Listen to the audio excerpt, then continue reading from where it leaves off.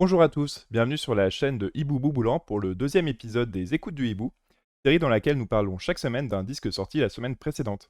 Et aujourd'hui, nous allons parler du premier album solo d'Oliver Sim, Idiot's Bastard.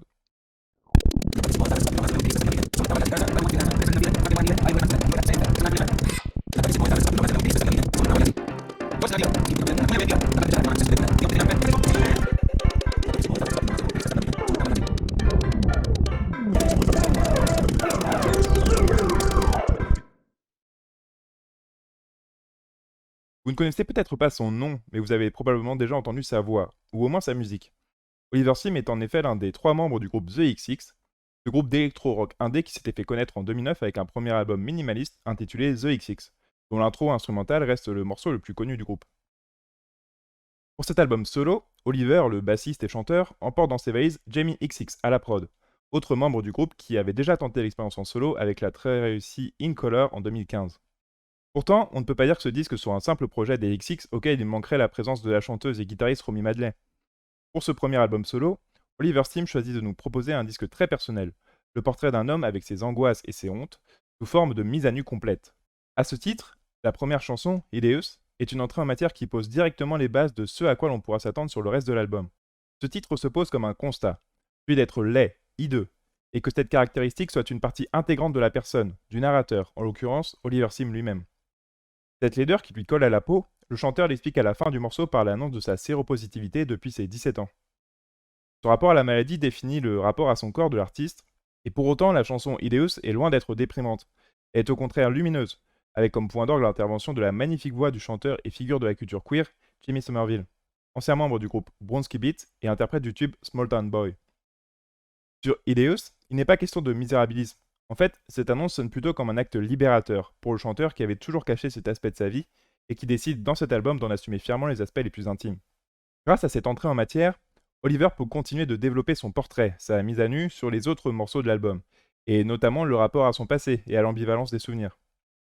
Sur Never Here, il évoque les souvenirs dont on se détache, des moments dont on sait que nous les avons vécus grâce aux photos de l'époque, mais que pour autant nous n'avons jamais vraiment investi, ni pendant, ni après. Mais les souvenirs peuvent aussi au contraire être cultivés, comme sur Romance with a Memory, où l'artiste vit une histoire d'amour avec une personne rencontrée dans le passé, mais avec qui ne s'était rien passé. L'absence de moments concrets auxquels se rattacher apparaît alors ici comme une source d'inspiration encore plus grande. Un autre sujet parcourt également cet album, il s'agit du rapport traditionnel à la virilité qu'Oliver Sim interroge sur les morceaux Sensitive Child et Confident Man. D'un côté, Sensitive Child reflète le rejet de l'appellation enfant sensible qu'il a accompagné toute sa vie, et qu'il a fini par recevoir comme étant une forme de mépris. De l'autre, Confident Man raconte cet enfant qui a grandi et assume ses peurs et ses hontes. En faisant ça, il se positionne en personne bien plus sûre d'elle que quelqu'un qui enfouirait tout ça et prétendrait ne pas en avoir. Ces deux morceaux se répondent, et c'est amusant de voir que ce renvoi fait également partie de la construction globale du disque. Ces deux morceaux sont tous les deux positionnés à deux chansons du morceau pivot de cet album, Unreliable Narrator. En effet, la construction du disque est très cinématographique, et l'album possède très clairement un début, un milieu et une fin. Ideus, nous l'avons vu, sert de parfaite exposition aux personnages et aux thématiques que nous suivons tout au long de l'album. Run the Credit, dernier morceau de la tracklist, nous indique littéralement qu'il s'agit du générique de fin du disque, tout en invoquant plusieurs histoires qui finissent mal, comme Roméo et Juliette, pour nous laisser sur une fin ouverte, volontairement dérangeante. Au milieu de tout ça, Unreliable Narrator crée une respiration au milieu du projet avec un morceau de transition, inspiré des monologues de cinéma. Ce morceau central nous rappelle aussi et surtout que le narrateur de toute cette histoire que nous suivons n'est pas fiable, et ne nous raconte que ce qu'il souhaite nous raconter avec tous les biais que cela implique. D'une manière générale, Oliver aime entretenir le malaise sur cet album, et d'ailleurs il se méfie des trop belles histoires. Il évoque même le confort que peut lui procurer le mal-être au point de se saboter régulièrement pour l'entretenir comme il le reconnaît sur Saccharine. Malgré tout cela, le disque est loin d'être austère, loin de là.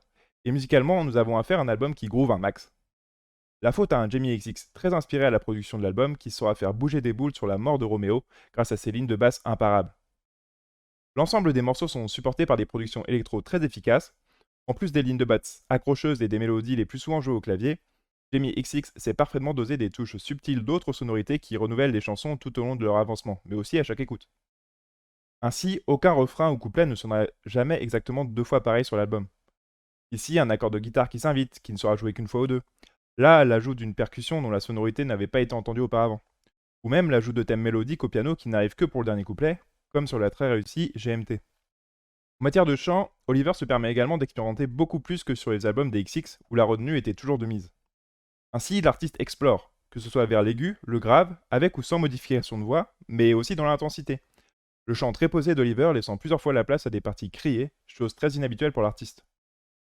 Avec l'emploi de répétitions avec une voix très grave, Oliver se sert parfois aussi de sa voix comme un véritable instrument supplémentaire pour la partie rythmique de ses chansons.